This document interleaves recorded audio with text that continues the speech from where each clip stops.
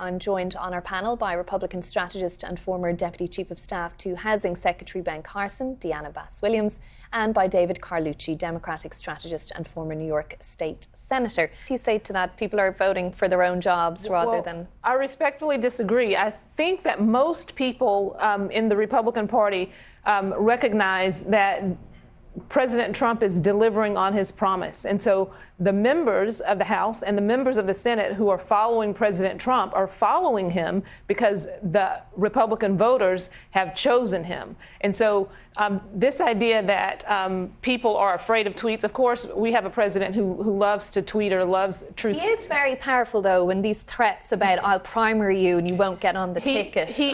That is a threat. But the reality is Republicans wanted this. The Republican base, Republican voters, they wanted the deficit to increase by $5 trillion. Just one moment, David. Voters wanted this. Yes, they wanted stronger borders. They wanted people who actually need to work for their benefits. They wanted all of these things. And as Congressman Fine just said, these estimates, Democrats are really good at projecting doom, and that's what they projected with the Tax Cuts and Jobs Act in 2017, and that just didn't happen. 65% of the people who received tax breaks from the Tax Cuts and Jobs Act in 2017 were middle-income Americans, and they're people who don't qualify necessarily for financial aid for their student to go to college, but they have to take it out of their own. So these benefits to working-class Americans are